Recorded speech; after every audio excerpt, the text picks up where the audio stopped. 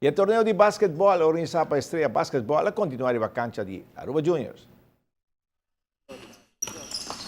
A seleção de basquetebol passarela, bajo direção de Arsenio Rodrigues, está derrotada emocionante cadete de Aruba Juniors 72-52.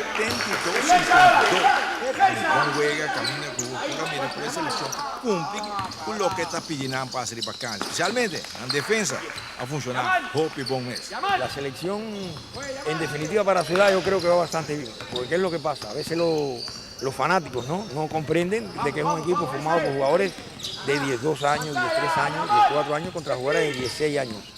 Entonces, hasta ahora hemos perdido 2 y hemos ganado 1.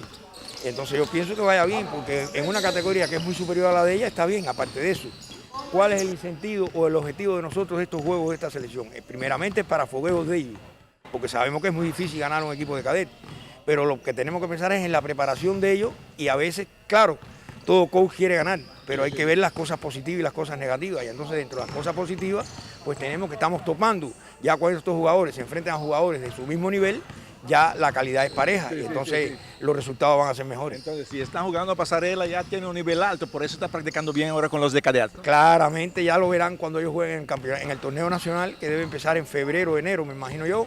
Ya verán cómo ellos se destacan más. ¿Por qué? Porque están dentro de sus edades. En estos momentos no es la edad que ellos lo corresponde.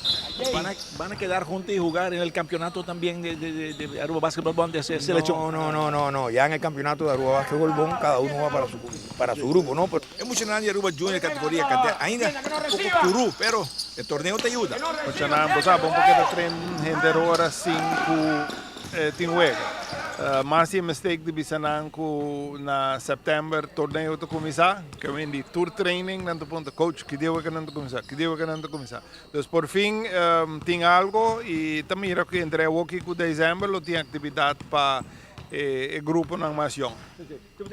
Nanti um entusiasmo guardando ele juega aqui. Hopi. E você mira toco na dentro tem ritmo de juega? Ainda não. Dus falta basta ainda. Meu time, por exemplo, está jogador mais resto de ano passado. Dus todo o resto não turta rookie. Não está hopi curu ainda, pero entusiasmo está lo que está com. Acostumbrado. Isso é, aí. Dus nós todos jogando aqui para preparar para sobre training para outro juega, não? E a continuare a cancha di basketball na Club Estrella.